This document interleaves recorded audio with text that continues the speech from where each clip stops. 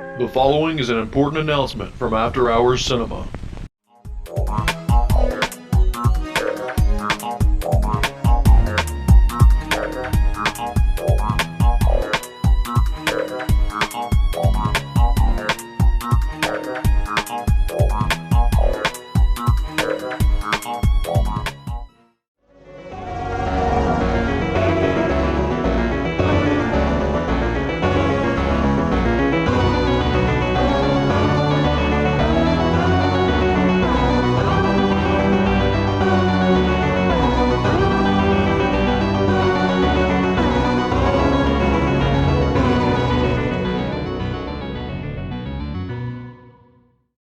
Hey guys, Mistress Sophia here, and tonight we have a very special treat for you.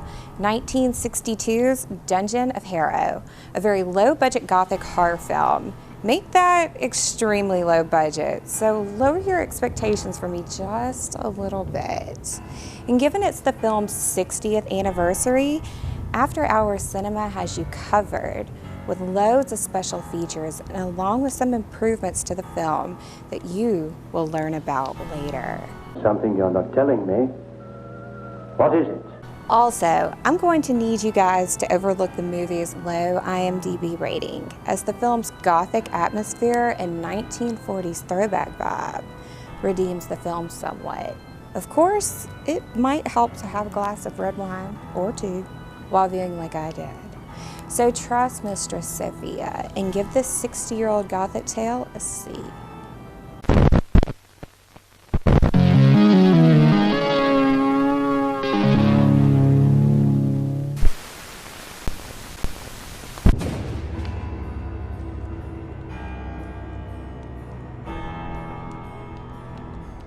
Hey, and welcome to another episode of After Hours Cinema. I'm your host, Lee Turner, and tonight we are bringing you the 1962 gothic horror film, The Dungeon of Harrow, directed by noted comic book artist Pat Boyette.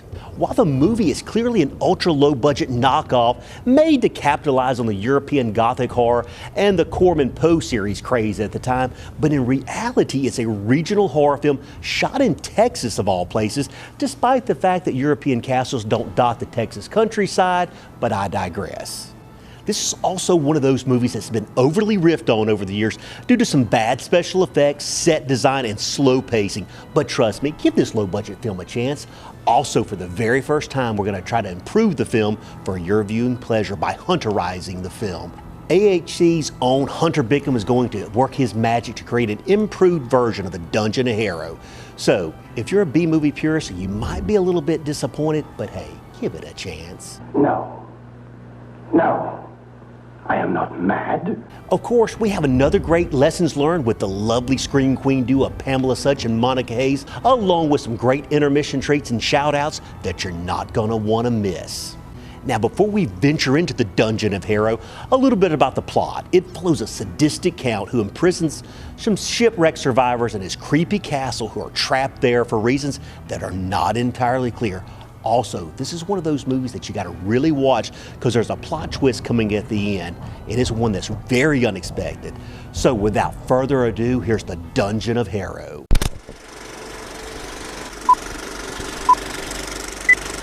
Use this leader to focus the picture and adjust the sound volume. The film will then be ready for correct projection. Everyone knows home video is one of the great advances of this age.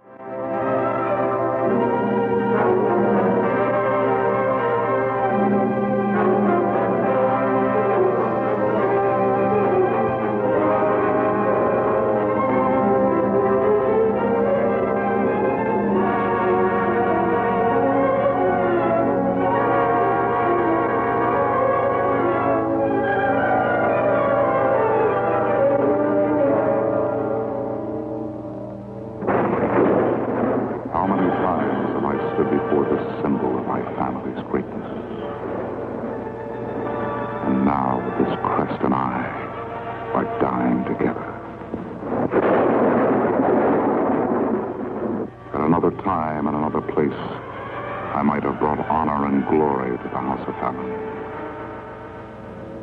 But instead, I shall leave a legacy of decay and unspeakable horror.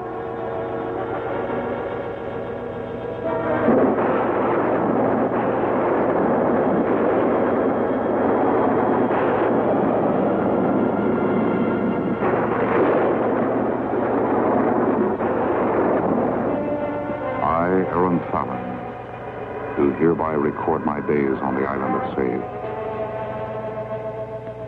In the year 1870, I was aboard my father's ship, the clipper Lestrade, bound for the Americas. We encountered what was to prove tragic weather.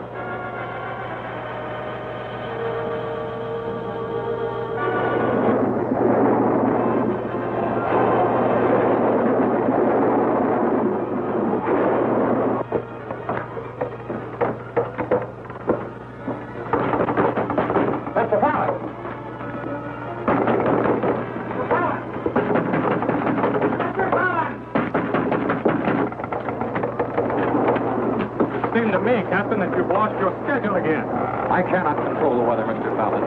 It is necessary that everybody assemble in the galley. We'll have better control that way. Very well. Those be your orders. I'll be along presently. We've precious little time left, sir. He's breaking up fast. I'll get the devil out of here.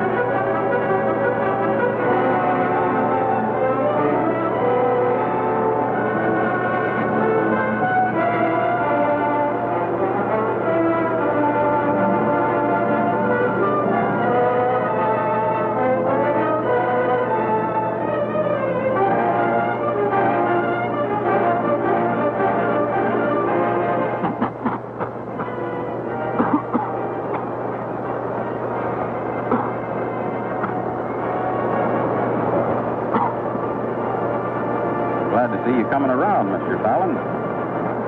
Been a lonely exile without you.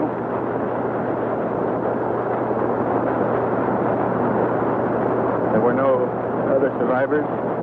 Not that I could find, sir. You were the only one.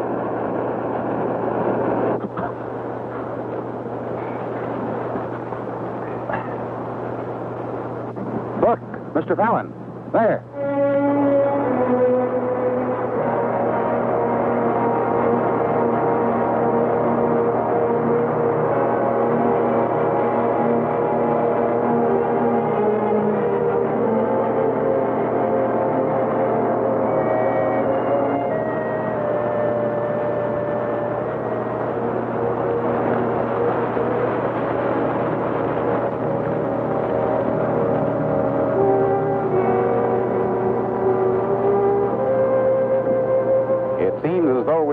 With a bit of salvage of extreme value, Mr. Fallon. Hardly as palatable as food, but I'm sure you'll find it rather exciting. Yes, crest of Fallon.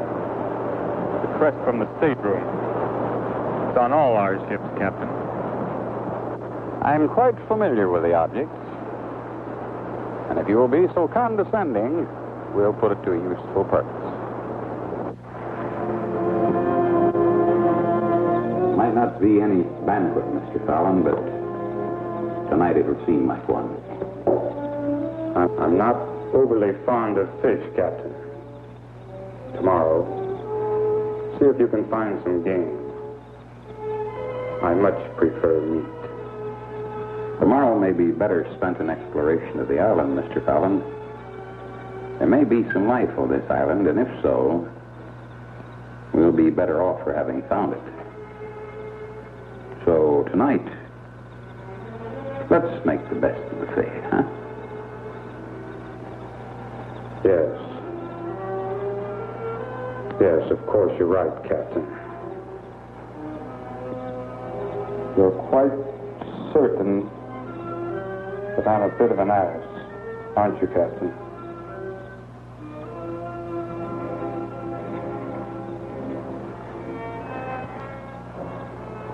I don't believe there's a yes or no answer to that, Mr. Fallon. I feel as though you have been bred to a set of standards that don't apply to every situation. By that you mean our present situation, I suppose. Our present situation? Yes. However, if you are indeed your father's son, Mr. Fallon, you have a strength of which you are totally unaware. And a strength that will rise up unexpectedly to meet any situation or any challenge. I knew then that the captain's tolerance of me was due to a deep and sincere respect for my father, and not just because I was the son of an employer. For the first time, I saw in the captain's face that wisdom and dedication peculiar to men who follow the dangers of the sea, but a strength that would crumble under the terror that was so suddenly forced upon us.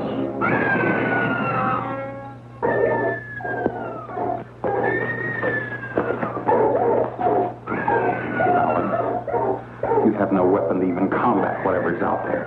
Whatever it is, it's human. That was a woman's scream. You're right. Human. A woman's scream.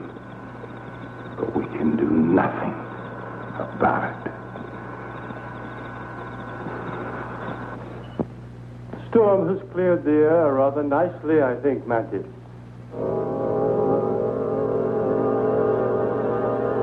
The dogs. They got out last night, didn't they? Speak up, Mantis. You permitted the dogs to get out, didn't you? Danger! Answer me! The dogs got out. You fool. You blithering idiots. You filthy incompetents. But you got them back, the dogs. They're all right. There's something you're not telling me. What is it? I demand to know. They killed a woman last night. A woman? How could there be a woman?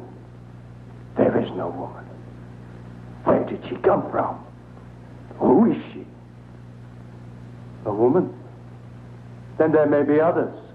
There may be other people here. We've got to find them. Mantis, you find them. You bring them here. They may be pirates. We're in grave danger. Go find them now.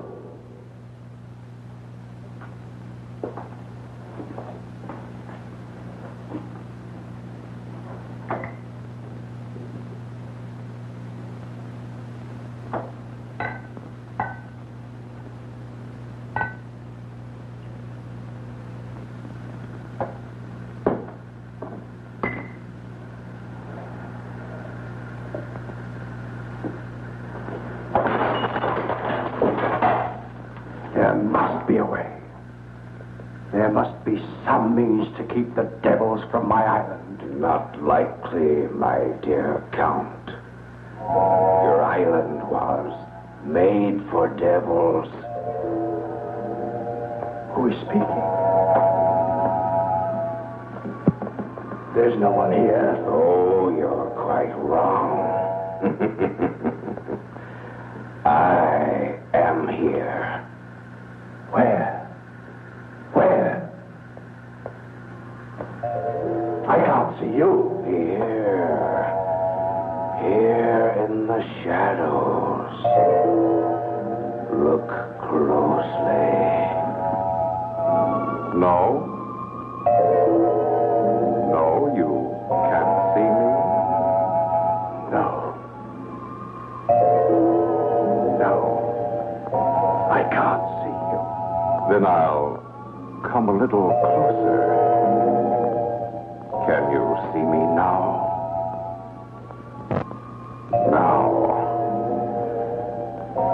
That is much better, isn't it?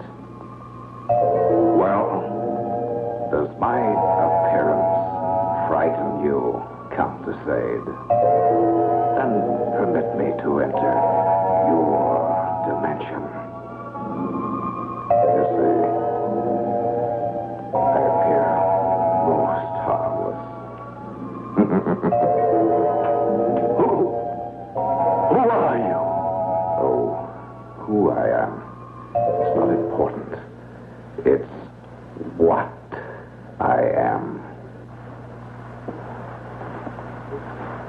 You see, Your Highness, I am simply a product of your evil, a reflection of your madness.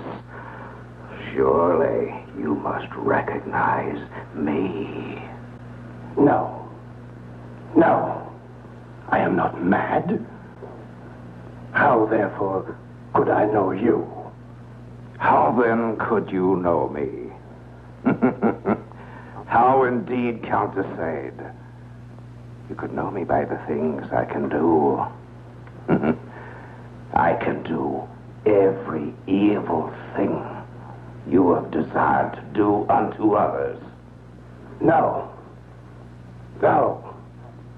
I have never wished evil. You have never wished evil on anyone. Count, recall the incident of the cobra. You thought it a convenient way to do in poor old Lord Balthrop. But you couldn't find a cobra, remember? All you had to do was ask me.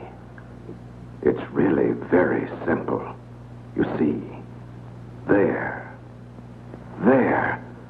on the table beside you. No. No. You're not impressed then? Well, you and I have many more, don't we? No, no, please, no! Very well. Another time, then.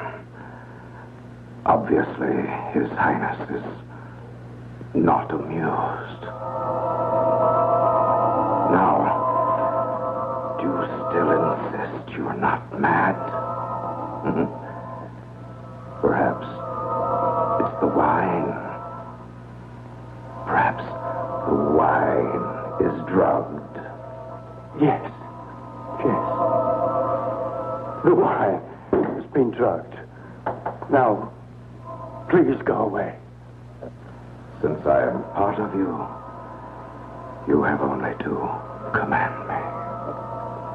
However, I think it only fitting and proper that I leave a calling card. My calling card, a remembrance that you and I, always as close as your mind.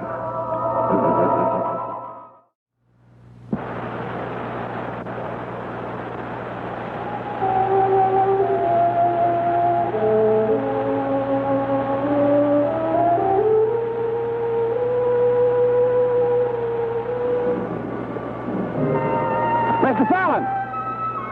Look, Mr. Fallon. It's part of a woman's dress.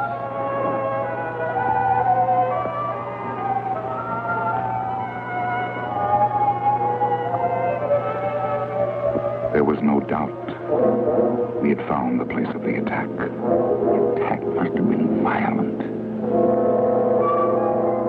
These look like dog tracks. Captain, look!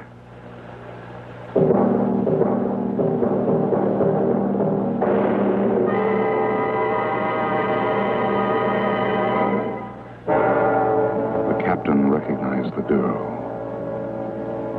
She was a passenger from our ship. And now she lay dead, the victim of some terrifying fangs. Her horribly mutilated body revealed an evil about the island that I had never seen before. In every shadow, I seemed to sense a strange and hostile presence. If the dogs belonged to someone on the island, we intended to find them.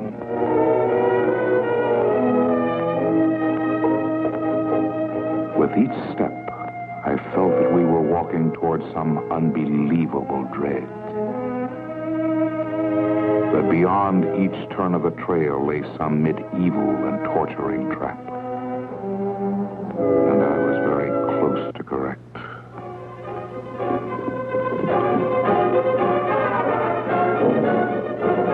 We walked right into a damn trap. I lost my knife and we reversed the shore. Maybe I can break out of it. For God's sake, hurry! Oh. Captain, there!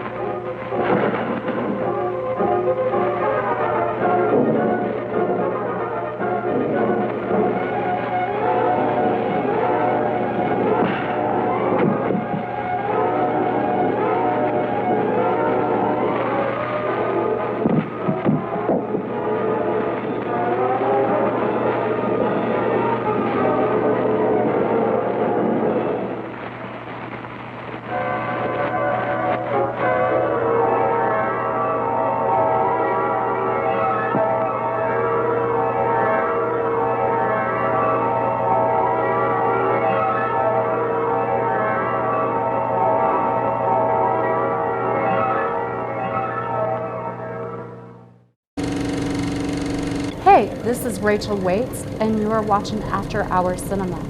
Or is it watching you?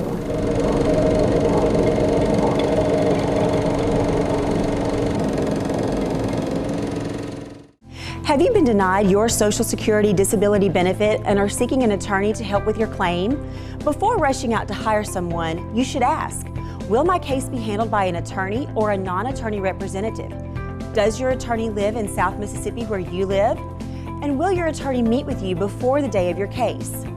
Better yet, just contact the Turner Law Group or visit them online and let them put their experience to work for you throughout all of South Mississippi and Alabama. Feel like going shopping, dear? I'm just not in the swing today. When my husband is out of sorts because he needs a laxative, I get one that's not harsh. Flavored Haley's M.O. Good-tasting Haley's is a gentle way to get back in the swing. It's a blend of a gentle comforting agent and a thorough laxative. So dependable. Pretty lively today. Back in the swing. When you sometimes need a laxative, get back in the swing with flavored Haley's M.O.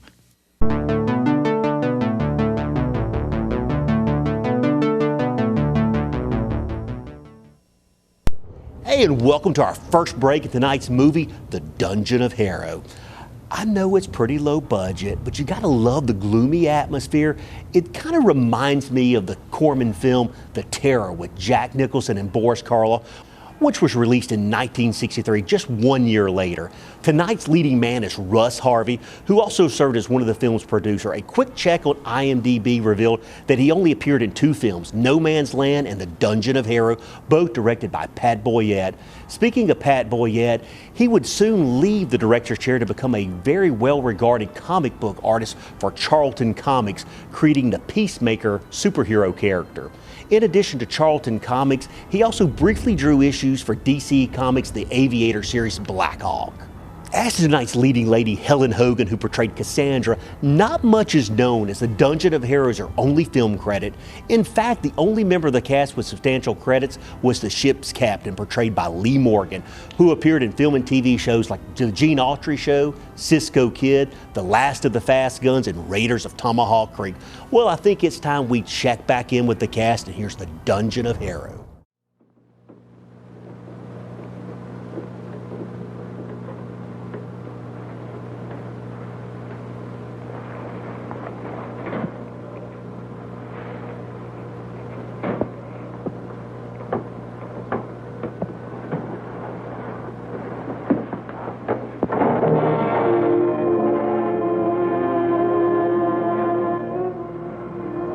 Captain? The captain is quite all right.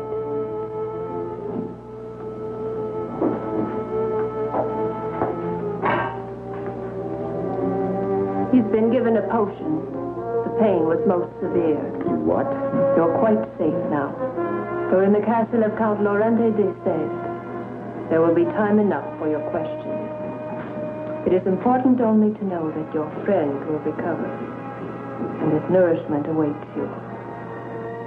If your strength will permit, the Count requests your presence for the evening meal. I am grateful.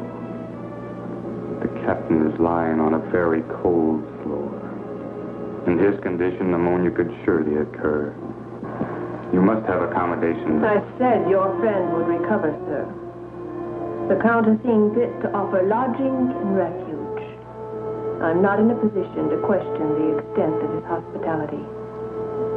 If you desire to put the captain in your bed, by all means do so. I was sent to announce that the Count has elected to share his evening fare with you. An obligation I have now discharged. If you wish to show your lack of gratitude by refusing, then I'll relay your indiscretion. I most certainly want to meet the Count. If you would permit me a moment. Captain?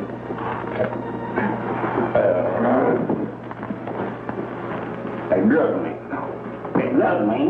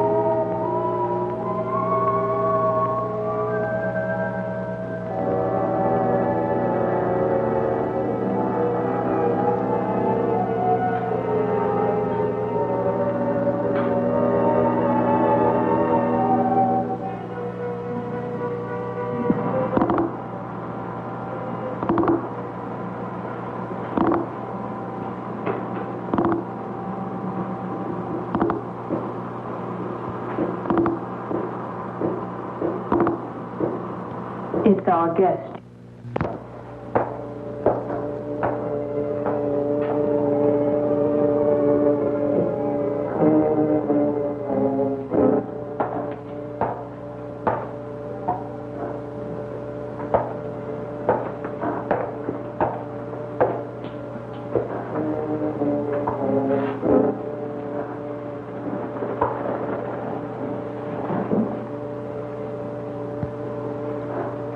I am in your debt, your lordship. Please, sir. The Count will not tolerate conversation during repast. You may tell the Count he can damn well go to hell.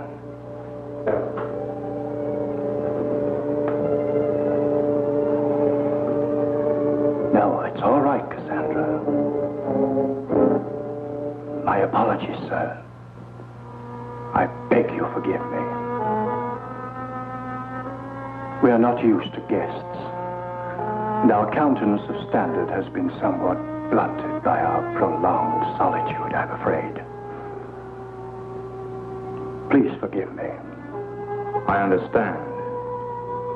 Reciprocal apologies are in order. I am indeed in your service. I am Aaron Fallon of the House of Fallon of Bath.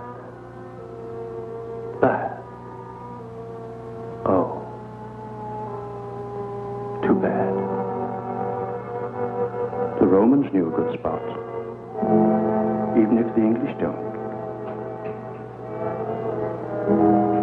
But I'm afraid Bath is losing its social importance nowadays.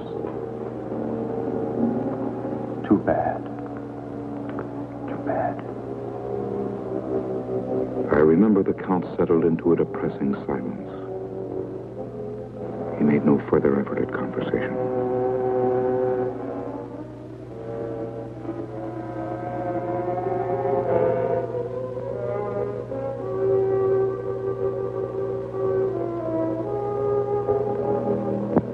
I suddenly felt some strange compassion to analyze my host. But all but a few salient and frightening clues eluded me.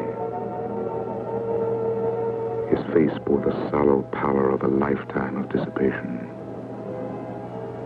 And his eyes held that familiar paranoid glint of royal inbreeding that left no doubt. Yes, my host was quite mad. And Cassandra, only a portion of the racking torture of her inner torment. This observation of unhappiness and despair was verified by the event that was so soon to follow. I feel ill. May I be excused, your lordship? No. You may not be excused. Tonight we have a guest, Cassandra. Tonight, it will be like the days when the Countess was alive. There will be talk, an exchange of personalities. Don't you find that refreshing, Cassandra? Tonight you can put your trivial babbling to one side, and Mr. Fallon will talk. Yes, we'll listen to Mr. Fallon.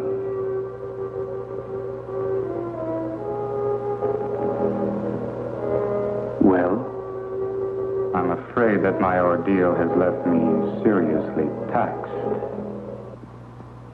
I prefer that the delight of a lengthy conversation should not be tainted by my unfortunate weakness. Tomorrow, I shall see renewed strength. And I will eagerly await and be honored with an audience by so noble a person as yourself. Yes. Of course. Tomorrow.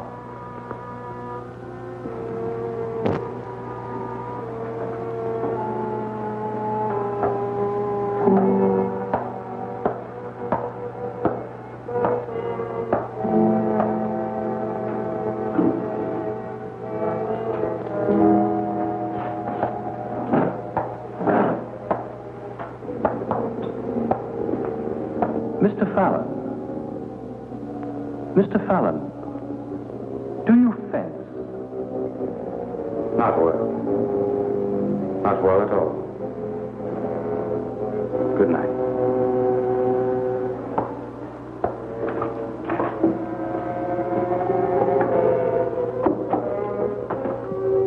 Doesn't fence. Not much sport in that fellow.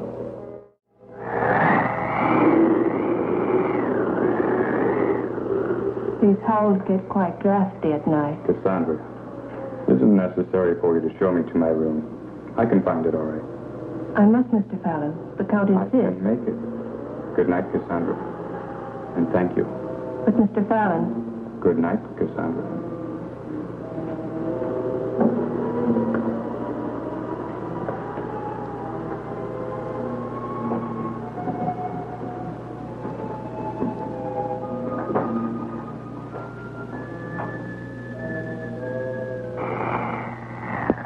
I was alone in that horrible hallway. For the first time, I became aware of the soul of the castle of Dissay. The wailing sounds of strange sinews tearing from decaying sockets.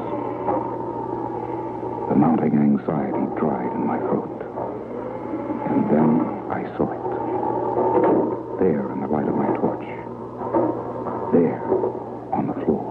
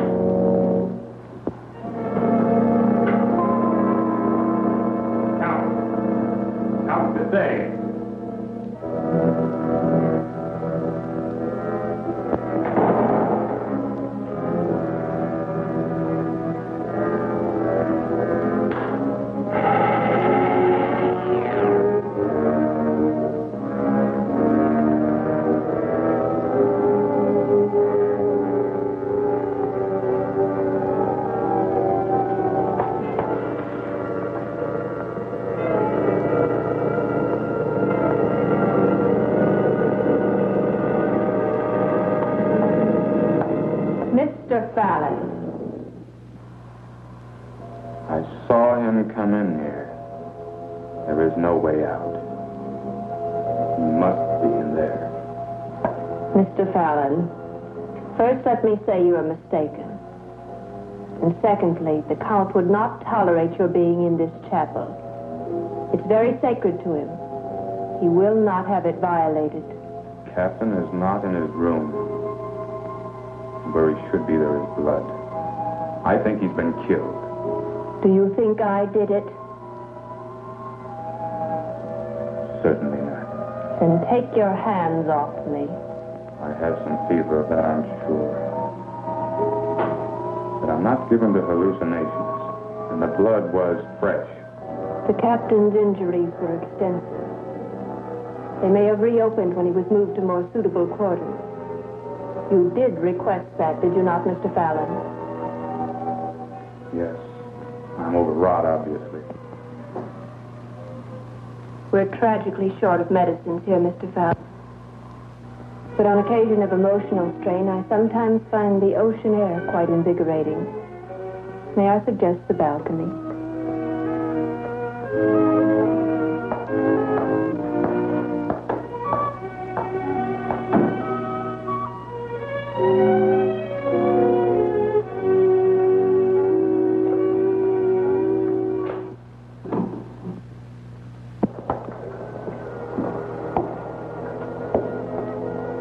Some nights when the fog is light, view is almost attractive. As it is. It's almost frightening. There are many things about this island that are frightening. And I think this castle most of all. Frankly, I shall be most happy when I've sailed and left it far behind. Fears have a way of diminishing with time. I think you'll find that's true, Mr. Fallon. Theories I have no intention of testing, Cassandra. When does the next boat arrive? Boat? There are no boats, Mr. Fallon. We're in exile, sir. We've been severed from humanity. We're a cancer. We've been cut out. I don't understand. I know you don't.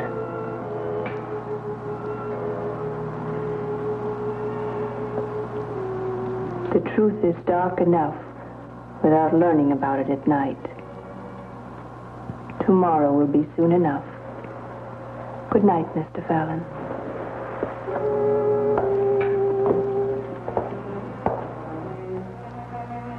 It was inconceivable that no ships came to this island. I felt that Cassandra was trying to add to my uneasiness. That she was closer to the Count than she appeared. That she was a part of his evil. My bedclothes had been changed. All traces of the captain's injuries had been removed. There was a chill in the air, and I was extremely weary. But sleep refused to come. I was suddenly aware of a strange and tormented sound. I was hypnotized in morbid fascination. I could not believe that what I was seeing was real. But somewhere in the deep recesses of my numbed brain, my reflexes reacted to the scene.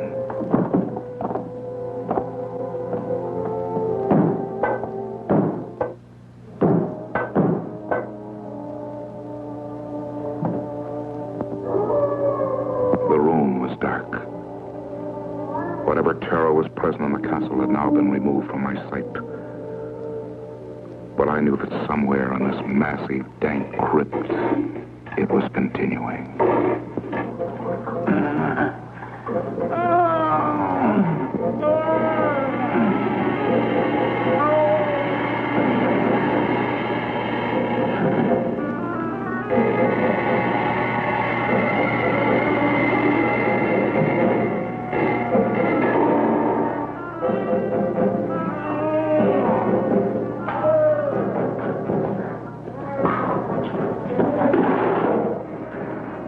Water!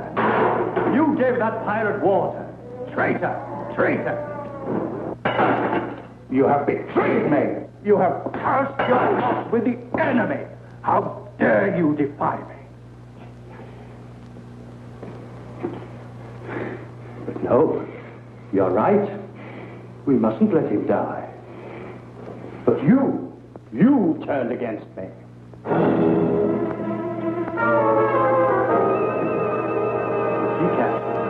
I know you're a pirate. Oh, I know all about pirates. They've been here before. They've been here and left the mark of their black kind. Once this girl could speak, but not now. That's pirate torture. They left her an imbecile. That tries to poison her lord. No? You must recognize this, then. It's the wine you brought me before I retired tonight. What did you put in it, Anne? Hemlock. I could taste it. I knew it was there. No. You say no. Very well, then. You drink it.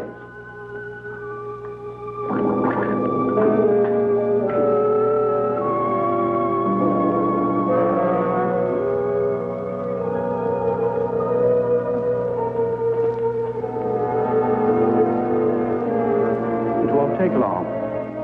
Hemlock is very fast. Anne,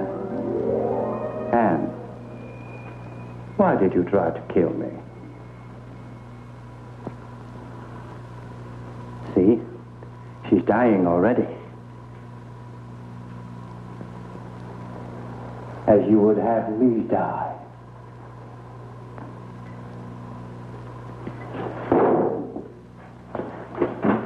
Die! Why don't you die?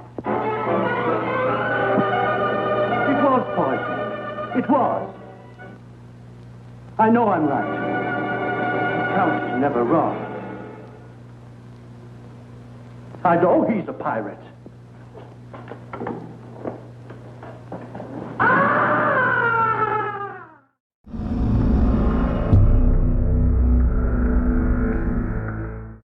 Have you been denied your Social Security disability benefit and are seeking an attorney to help with your claim? Before rushing out to hire someone, you should ask, will my case be handled by an attorney or a non-attorney representative? Does your attorney live in South Mississippi where you live? And will your attorney meet with you before the day of your case? Better yet, just contact the Turner Law Group or visit them online and let them put their experience to work for you throughout all of South Mississippi and Alabama. The following program is intended for a mature audience. Viewer discretion is advised.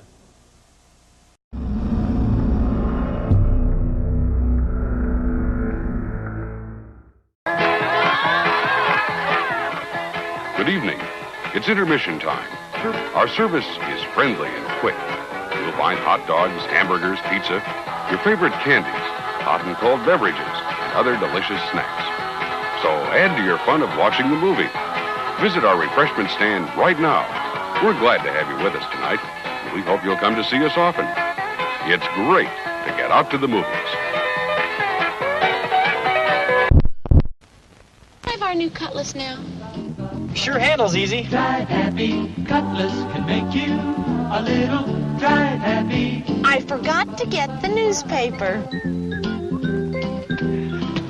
Glad we ordered these swivel bucket seats. Yeah, in case I get to drive someday. The Cutlass S, Oldsmobile's sporty fastback at a price that's less than you might think to help make you really drive happy. Drive happy. Can I drive now?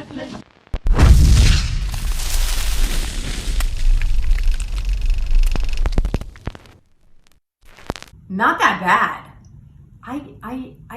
I don't know what Lee's talking about. Take it from me, though, Ivana Cadaver, this movie is clearly ripe for the riffing. And, you know, I will say that the shipwreck was clearly a toy model in a tub, and the castle, after all, is clearly a painting. So, I don't know. But what I do know is watch Macabre Theater every Saturday night on YTA, 8 p.m. to 12 a.m. Eastern Standard Time. And until then, keep enjoying. Are you bored? Somewhat lobotomized? Do you go whole days, even weeks, without feeling even the least bit frightened? Well, do we have a solution for you? It's Macabre Theater. Hi, I'm a ventriloquist dummy who is speaking to you telepathically. I was once a famous TV spokesperson who decided to steal a very ancient and very expensive Ouija board from a voodoo priest and sell it on eBay to pay some of my gambling debts. Needless to say, my soul was cursed to this inanimate vessel for all of eternity. Anyways, Macabre Theater is full of excitement and stimulating terror, and it definitely doesn't hurt that the hostess is Ivana Cadaver. Hubba hubba.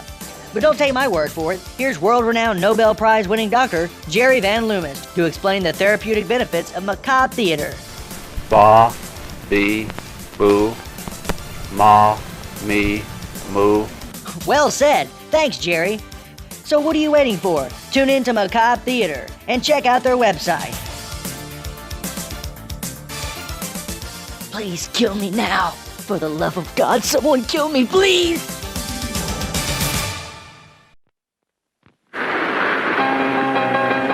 The big ship foundered on the rocks, but the crew all got ashore. Then Fearless Fred dived in again and swam toward the wreck once more.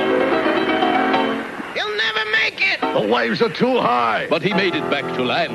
I had to return to the ship. He explained. For my toddy, the chocolate drink that's just grand. Toddy does taste grand. At the snack bar or at your car. During intermission, enjoy a Toddy, the delicious chocolate drink in a can. Ice cold or steaming hot, Toddy hits the spot with everybody.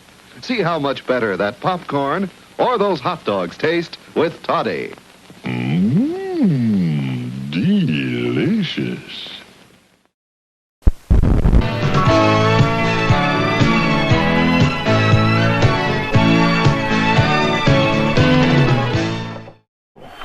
Never let a stranger into your house. Don't even open the door. Just talk through it.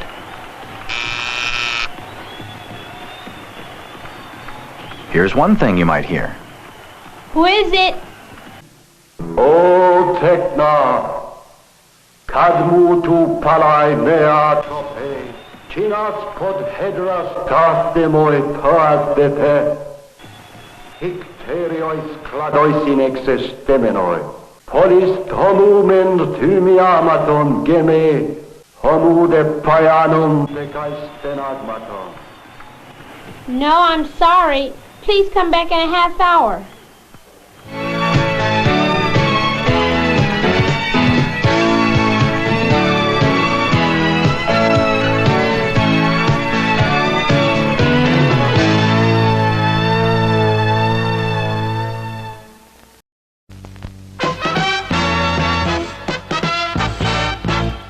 And now, preview time.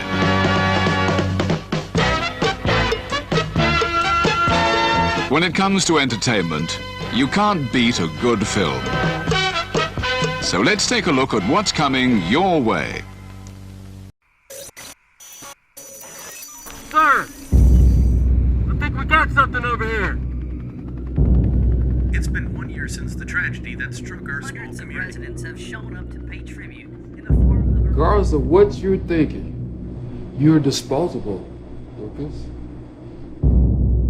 What Frank, the false genius, doesn't realize Frank! is that this meteorite is still very powerful. All that remains is for it to be woken up.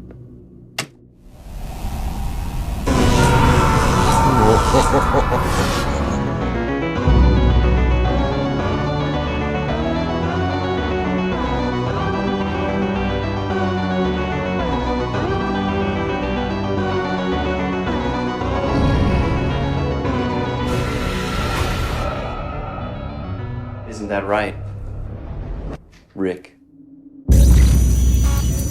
We've got to call off the festival. There's people in danger. Let's go!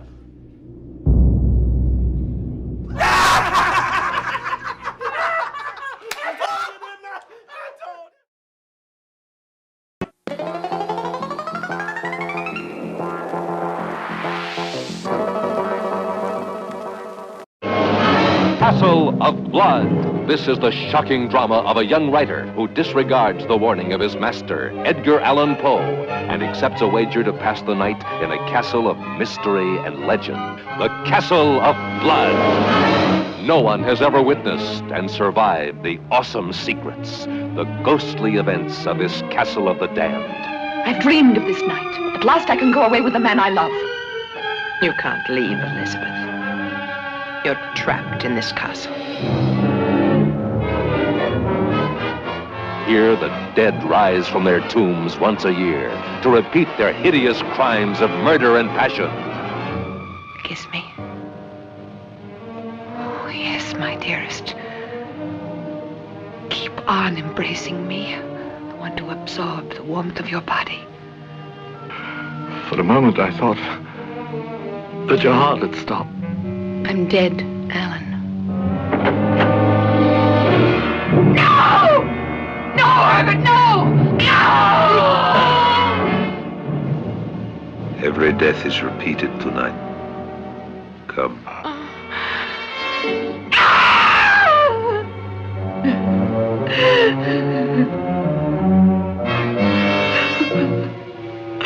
No, Elizabeth. Edgar Allan Poe's most gripping, chilling drama of horror and suspense. Castle of Blood. Hi, Hi, I'm actress Sherry Davis. I hope you're enjoying Dungeon of Harrow, which happens to just be made in my home state of Texas. You can see more of me hosting Lone Star Horrors only on Fearflix.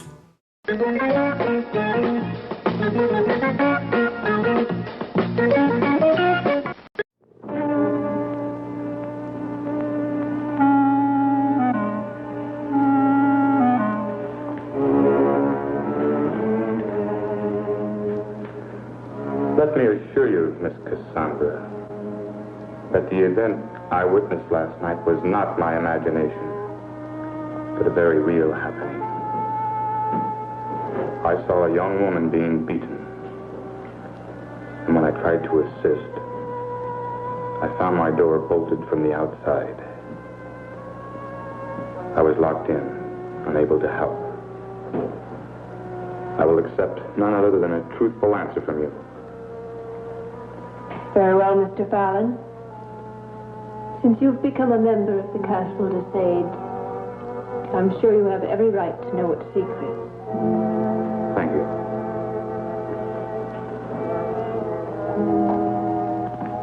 The story would begin with this portrait, I suppose. She was a beautiful woman, the Countess, and much loved by her husband. So much so that he insisted on marrying her, even when he learned of her terrible illness. There's no illness in the portrait. You're quite wrong, Mr. Fallon. It was there. The faint beginning traces may have escaped the artist, but not the physicians. You see, Mr. Fallon, the Countess was a leper. Oh, my God, no. It was necessary that she be exiled. The Count was determined they should not be separated. So he came to this island, bought this castle.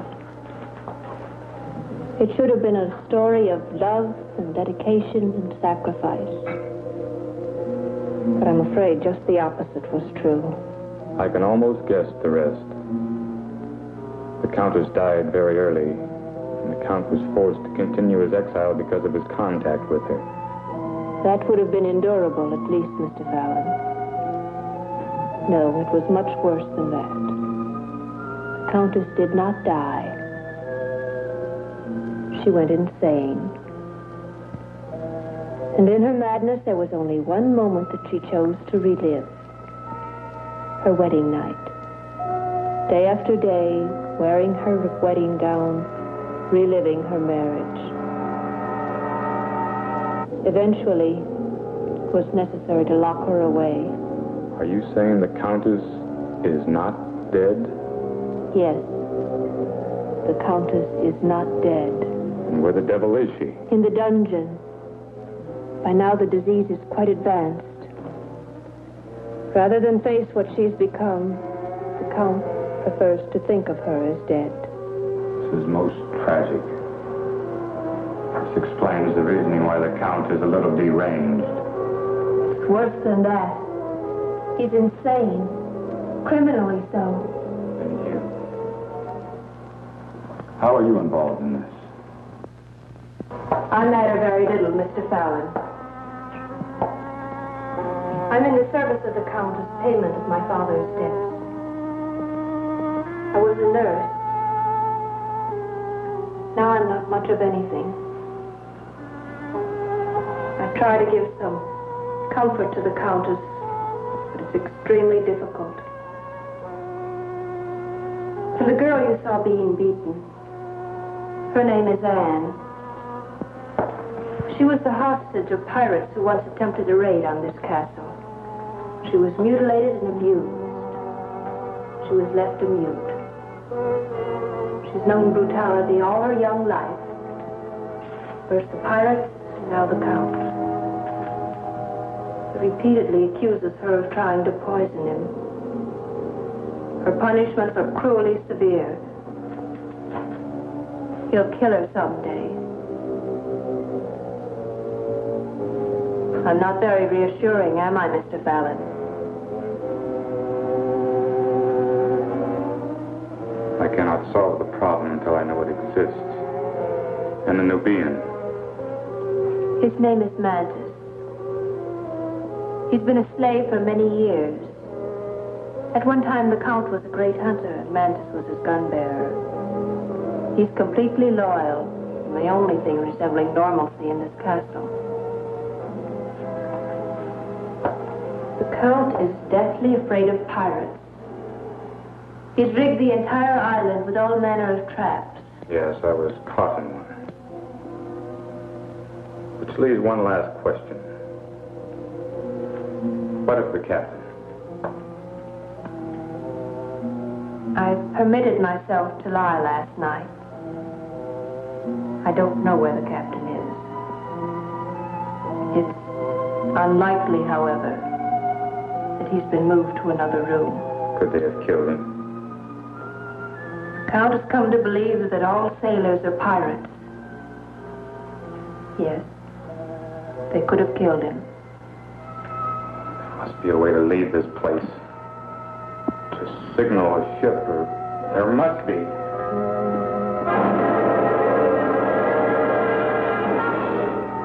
It's all right, Anne. He's a guest. Tea has a way of bringing things into proper perspective, Mr. Fallon.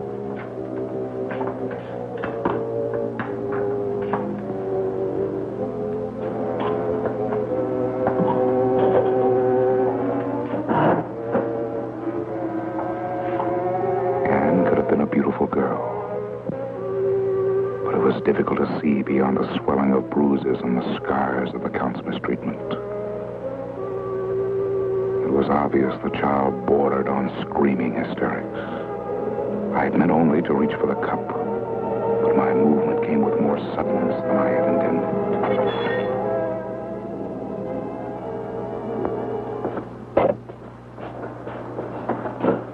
So, you have embarrassed our guest, then? Count, it was not intentional. I have suffered no injury. Please, I implore you, do not punish the girl. Since you have intervened, I will not be so discourteous as to override the wishes of a guest, Mr. Fallon.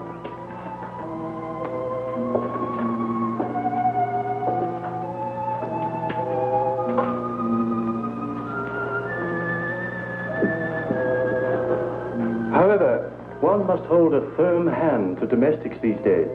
They're getting disturbingly lax and independent. Moreover, it is not proper that a count be left waiting for his cup of tea. You may have mine, your lordship. Yes, of course. But it might be too sweet. You know how you indulge yourself, Cassandra. I'm sure it's to your liking.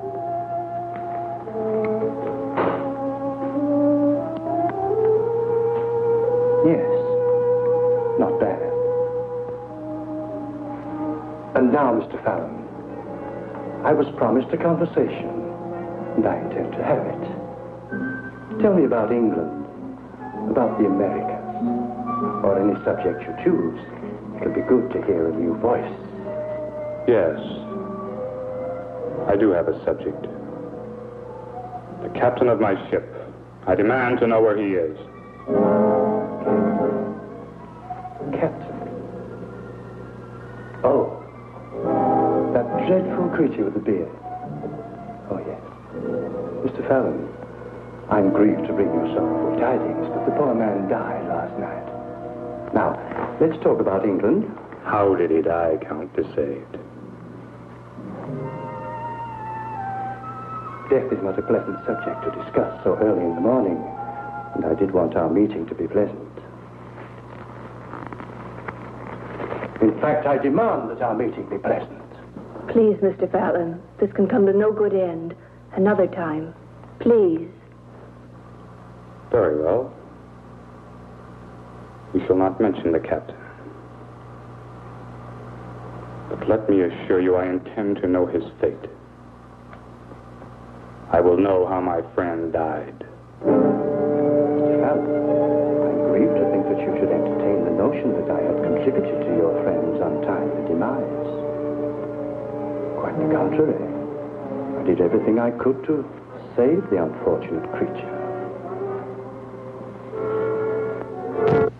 What? Why? God's sake, let me have some water. Please. Please help me.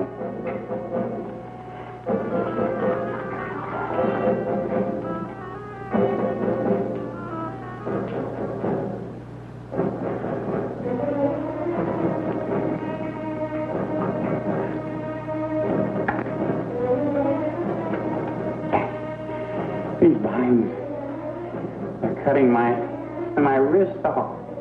Loosen them. Loosen them! I can't loosen them, sailor. I can only do what I'm told. What kind of an animal are you to torture another human to death? I am not an animal, mister. I'm a man loyal to his master. Your master is a damned butcher. But he's my master, and I do what he says. Even to kill me? If the Count says so, yes.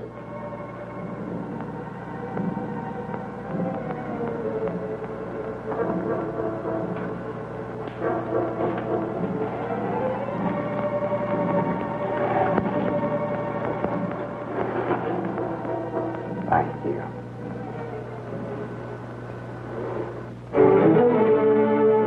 My day with the Count had been a grueling experience. But now it was over. In my room, I would have time to think, to plan my escape.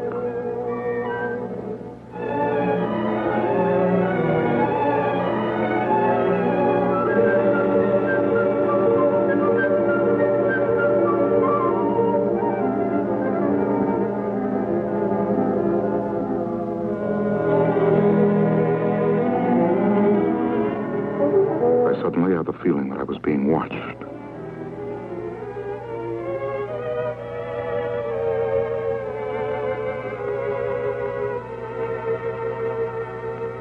And there she was.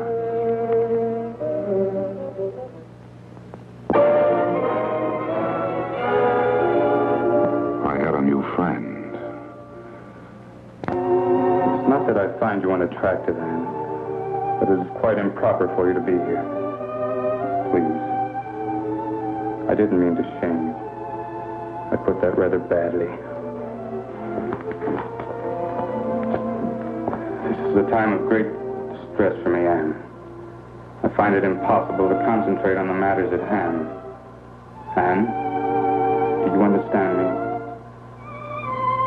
Do you know where the dungeon is? There was a man, a sea captain. Have you seen him? Is he in the dungeon? Was he killed? Is he in the dungeon now? Will you take me there? I must help him. Are you saying that you will help him? Then for my sake, Anne, do so. Anne?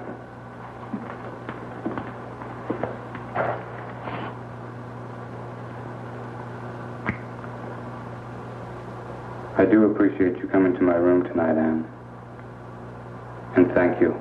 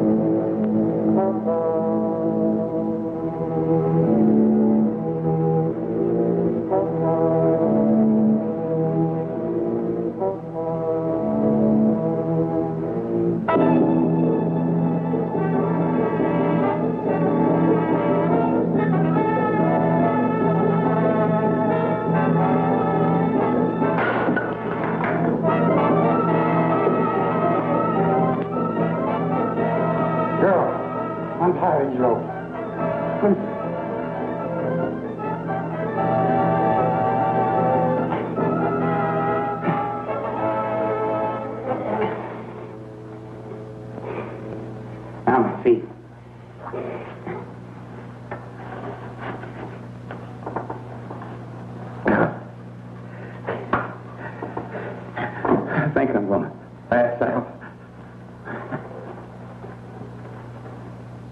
So, you would set the pirates free. Good. That leaves a place on the rack. See, the gods are already with me.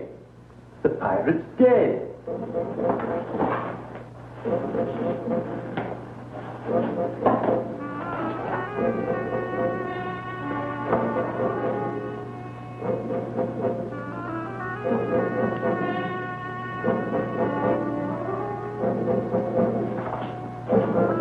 Mantis, make sure that man is dead.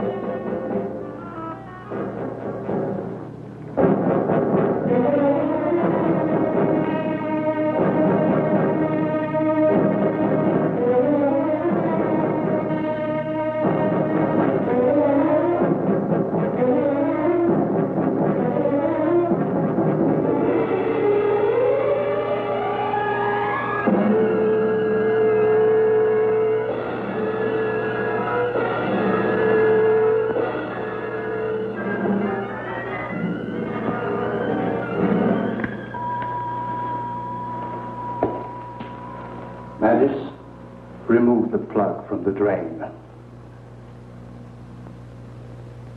Do as I command.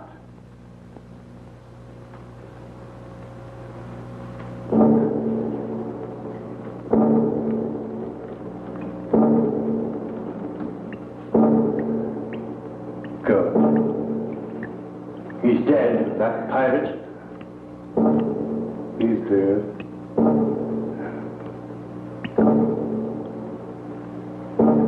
Good night, sweet Anne. Good night. We are retiring for the night. The key and I. Come, Mantis.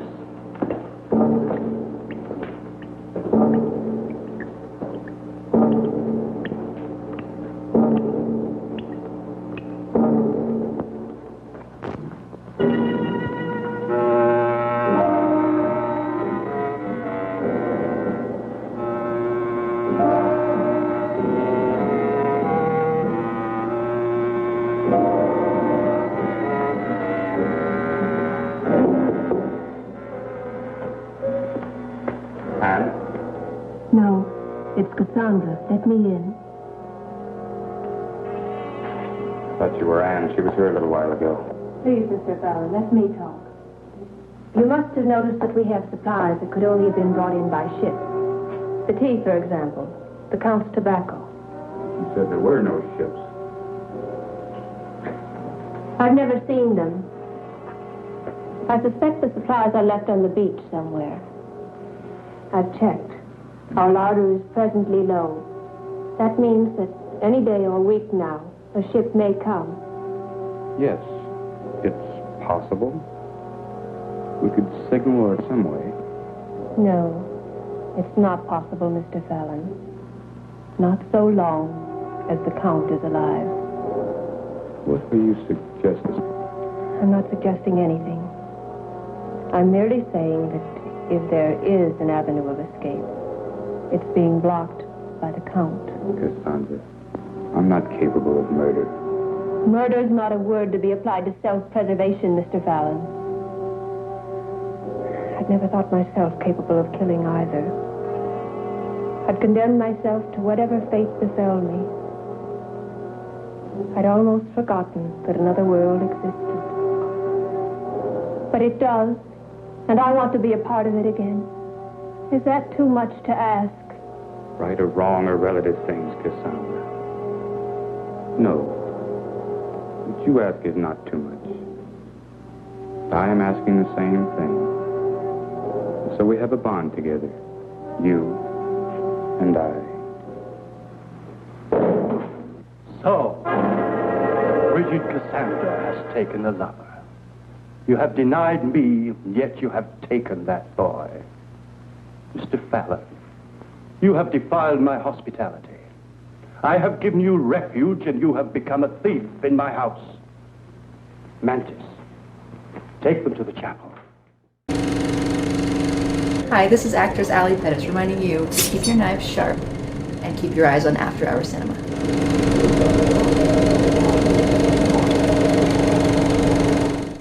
I'm attorney Lee Turner with the Turner Law Group. If you or a loved one are thinking about applying for Social Security disability, give me a call.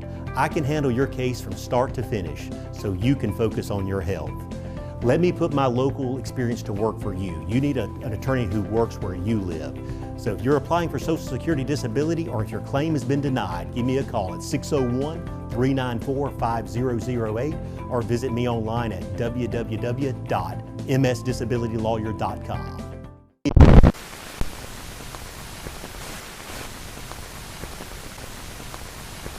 You're looking at me.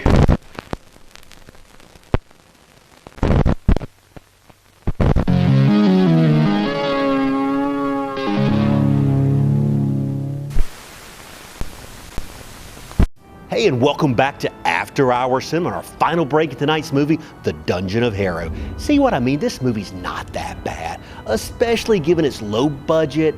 But nevertheless, I think it's time we turn this over to Pam and Monica to see what they have to say. So here's another great episode of Lessons Learned.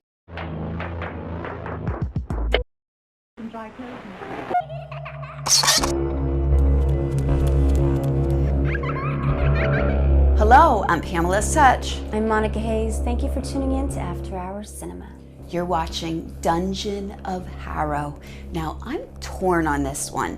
Is this the worst possible 60s cinema that I've ever seen, or is it art at its finest endeavor? Well, it's in the eyes of the beholder. I mean, the acting is so stiff and fake, but you know they're doing it on purpose, which makes it good. I researched the director, Pat Boyette, a comic book writer, and that's exactly what gives this movie its flair. The drafty halls, the giant spiders, the cobwebs, the model ship. I love it. I love it all. Yes, I love the Munster House style castle. And the giant bat, I mean, that was cute, right? And all the meticulously placed blood and the wonderful sound effects. I mean, it was a comic book come to life for me. So everyone knows the lesson learned on this one. And it's pretty hard to swallow. Actually, no, it's easy to swallow, and that's the problem. Don't drink the wine. You know, I think the Count actually did Anne a favor when he forced her to drink that wine, because if it were me, I would have just downed the whole bottle without him even asking me. You know, just to deal with his psychotic outburst, it would have helped me a little, I guess. So, my favorite fake scene in the whole movie is when the captain and Mr. Fallon got trapped in that net. But then after they were free, Mr. Fallon tripped on nothing. Yes, let's talk about the Count and his crippling fear of pirates for a second. Also known as thalloharropaxophobia. Yes, you guys, it's a thing. Look it up. People are scared of pirates. Thalloharropaxophobia. And this sends him into a psychotic state when he feels that someone might be a pirate. I don't know why. I guess it's a phobia for some reason. Even with Cassandra's stern personality, the chemistry between her and Mr. Fallon is still obvious. As she suggests, the balcony for the ocean air is invigorating. But could this be a lesson learned for Mr. Fallon to stay away from cold and mysterious women? Well, as enticing as they may seem, it could be a recipe for disaster. Yeah, I mean, nothing for nothing. Can I just point something out? Cassandra kind of just doesn't move her arms when she walks. It's just, you know, I'm surprised she's able to hold a torch. I mean, it reminds me of that funny Seinfeld episode when the lady just didn't move her arms when she walked. Just saying. Well, that's it for this episode of Lessons Learned. And I would also like to mention, I'm very excited about this. Next Friday, October 23rd, After Hours Cinema will be airing my feature-length movie, Trapped, a Siren Tales production. It touches on the area of every man's nightmare.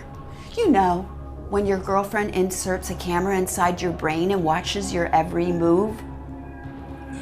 Yes, you definitely don't want to miss that, guys, so go ahead and mark in your calendar. Also, Siren Tales has some new projects in the works, so we'll keep you tuned in on that. Well, let's get to the finale. Here's the Dungeon of Harrow. And now, on with the show.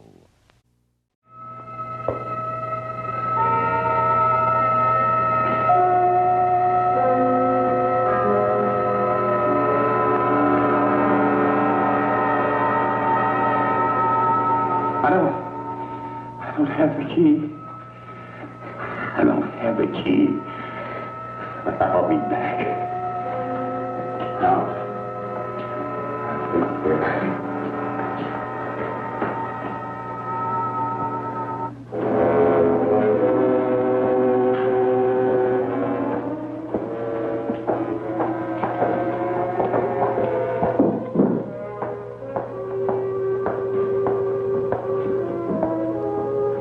We are a cursed people, Cassandra. You have never really understood me. You have never known how much I have suffered. To have a loved one locked away in the darkness to rot in the underworld. But you shall. Mr. Fallon shall be locked away as my love has been. And together, you and I, we will mourn them. We will... Mantis! This is your day of reckoning, Your Highness. Mantis, stop him!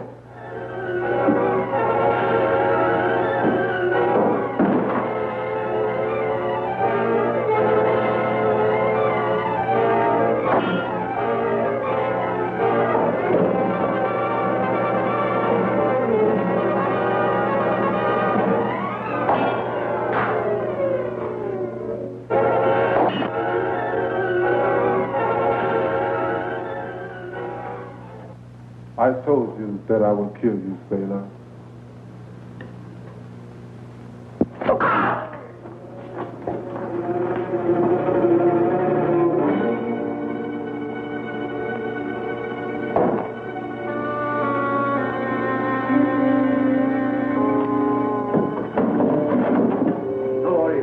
A glorious victory, Mantis.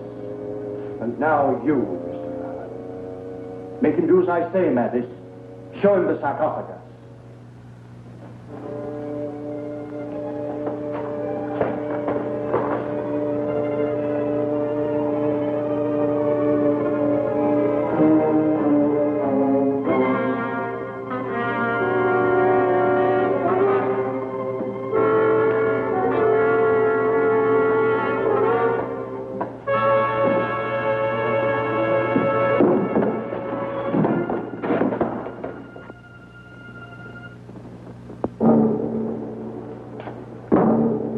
Well, assist me. We can't leave the poor fellow lying there on the dungeon floor.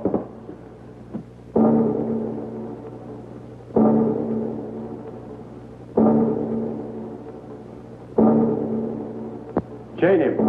Over there.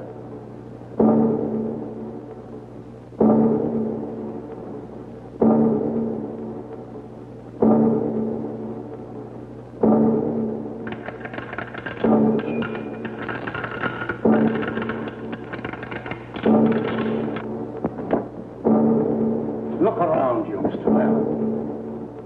Fate has been very unjust. I have been exiled to a whole island, but you have only this room. You and the Countess. Behind that door, Mr. Fallon. She thinks it's her bridal chamber. And in a way, it's yours also. Goodbye, Mr. Fallon. Come, Mantis.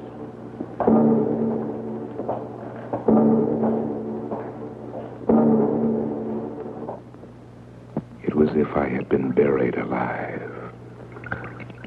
At first, the silence was deafening. But the dungeon had a voice all its own. Timid little sounds that came from the shadows. They swelled to a tumultuous throng. I closed my eyes and listened to a symphony of the Black Mass. But suddenly I was aware of another sound. noise that had no place in this concert from the tomb.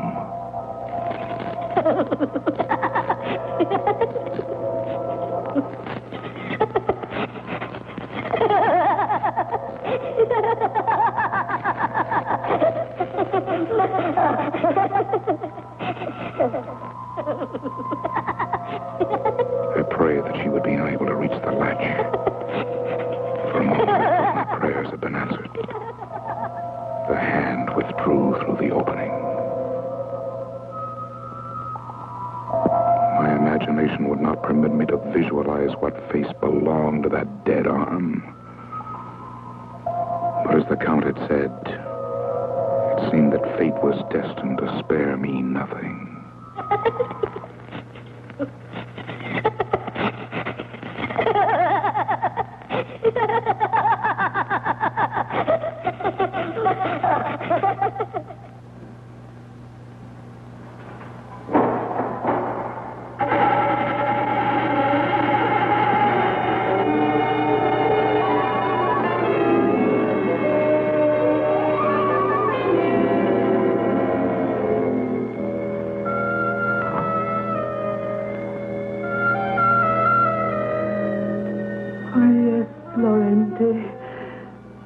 This will be our happiest moment. This will be a night to relive again and again. You waited so long, my love. But now I am yours, Laurenti. I am the Countess de Sade. And you have to wait no longer.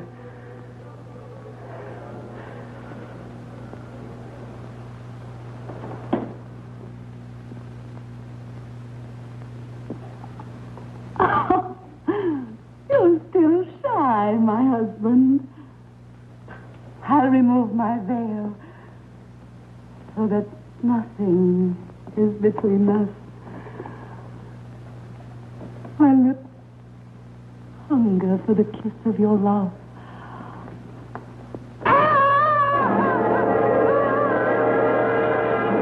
I find it very commendable that you're able to perform your duties as a nurse, Cassandra. I had rather expected to find you in some corner bemoaning your lost love.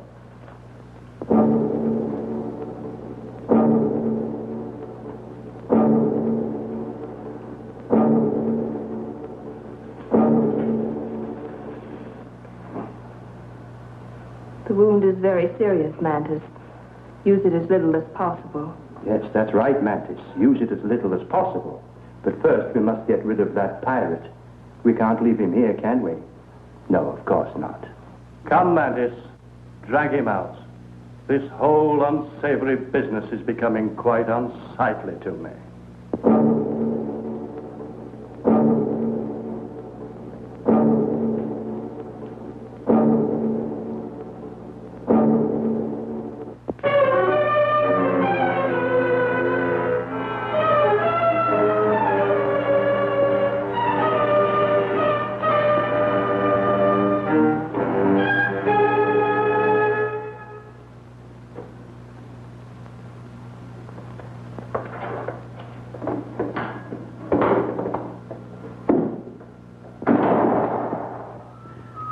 Was I worth waiting for, Laurenti?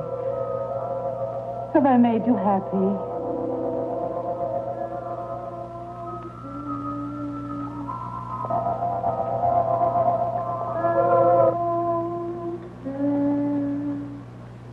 Here, I am the Countess.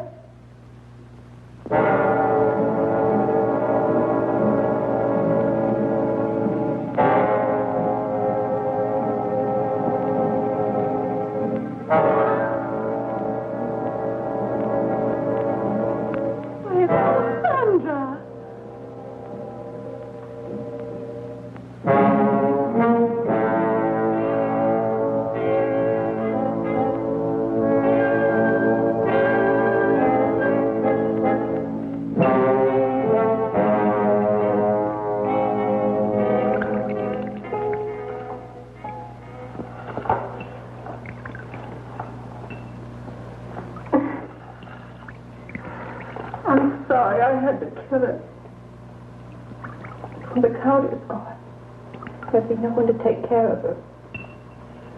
I couldn't let her suffer. We must hurry, Fallon. Now is the time to escape. Oh, Fallon. Her hair. Fallon, must have been horrible. I came very close to becoming a permanent occupant of this dungeon, Cassandra.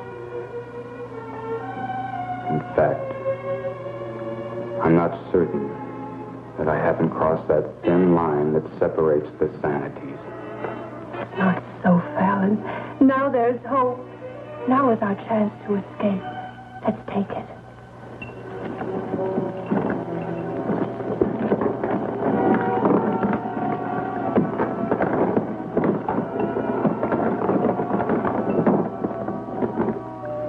Hurry, Fallon. There's little time.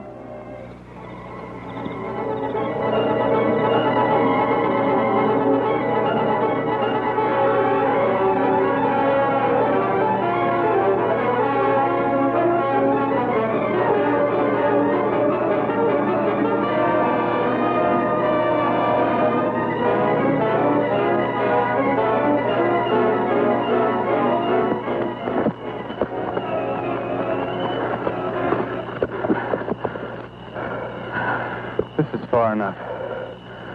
He won't begin his search until tomorrow morning. We have an adequate head start. You're wrong, Fallon. Search will begin tonight.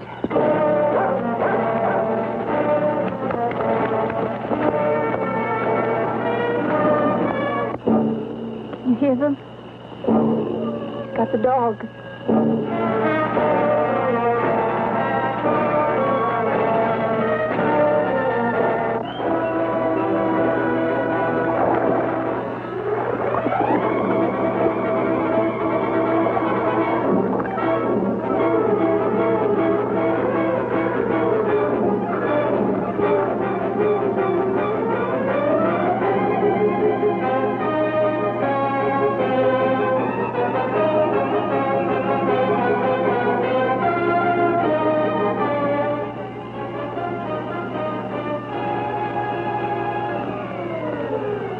They've crossed the stream.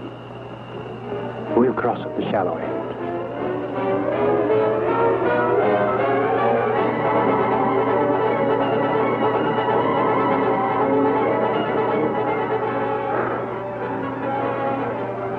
They think we've crossed the river.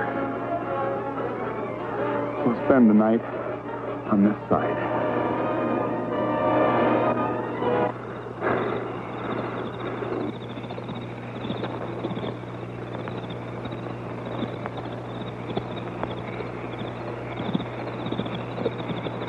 Cassandra fell into a deep sleep of exhaustion.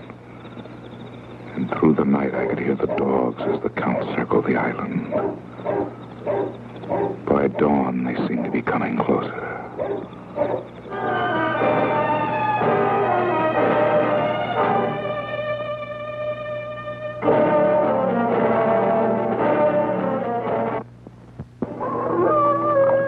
I knew in my heart that escape was impossible.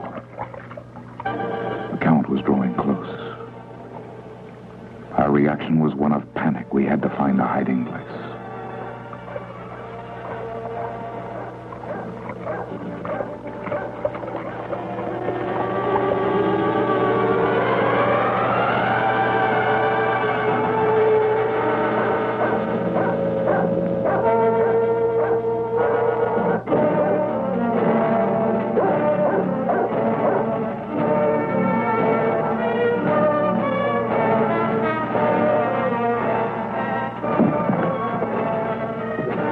You've let the dogs go.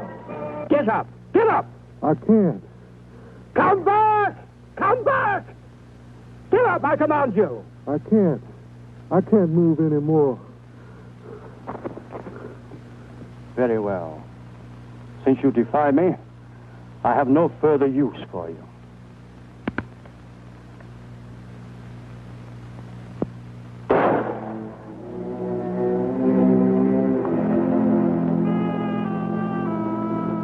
always do what you say, even die.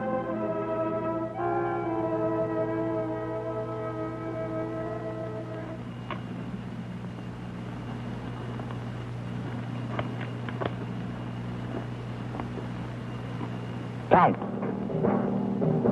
Count to say.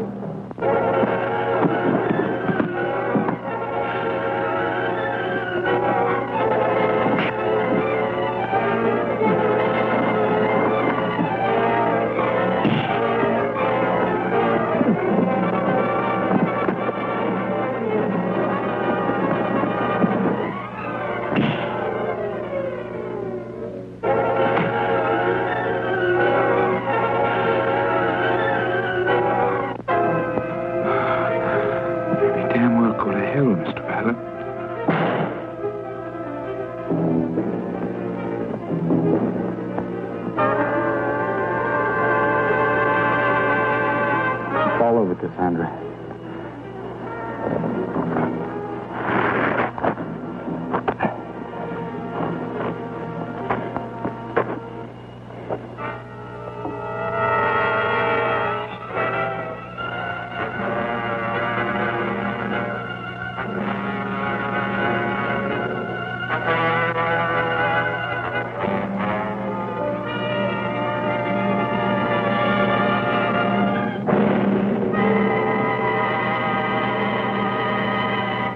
Safety required some adjustment. But as our fears faded and patience for a ship to arrive mounted, we were taken with a feeling of exhilaration that never left us. After many years, there was happiness in the castle of Desaid, marred only by the death of little Anne, who had died from the ordeal of the water torture.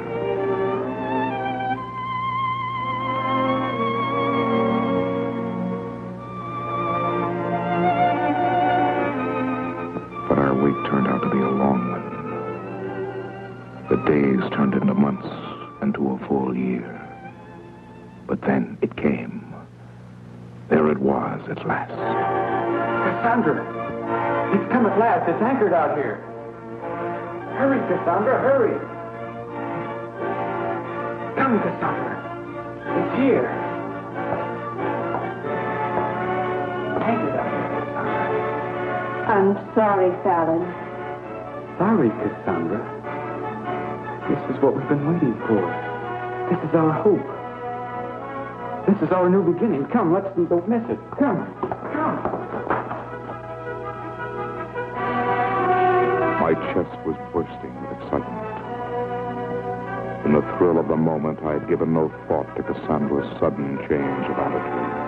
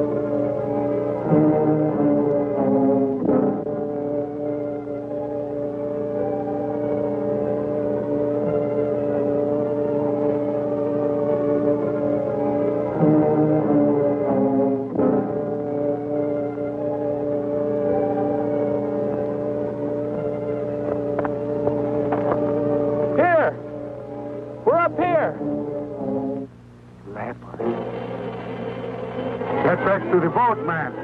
They're leopard.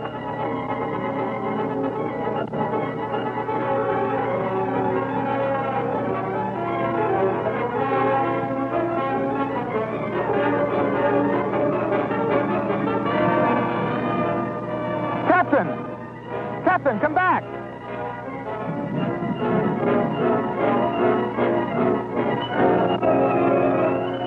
The captain's words were ringing in my brain. I could not believe what I had heard. Only when I looked into Cassandra's face did I know the truth. Leprous. Haven't you noticed, Fallon, the color of my skin? The color of your own?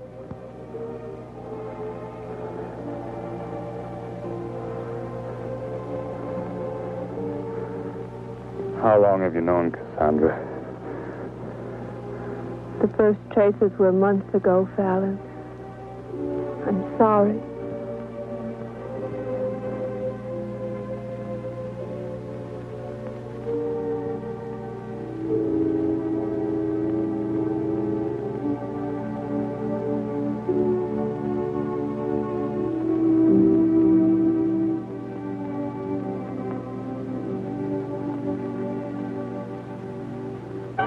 In the years that have followed, I have come to know what it means to be conquered by the castle of Boyette.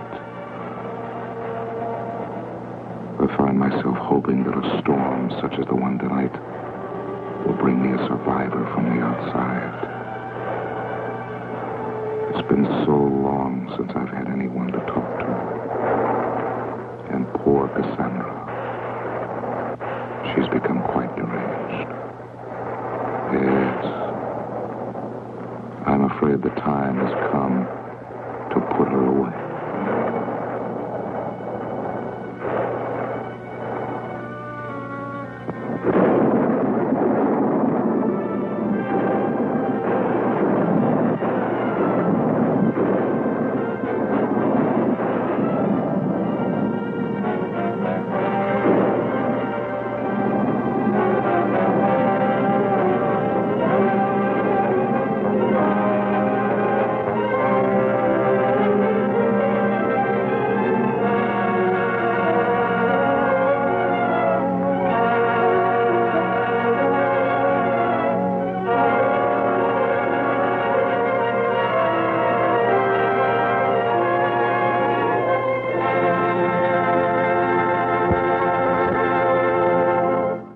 Well, that's a wrap on 1962's The Dungeon of Harrow by director Pat Boyette.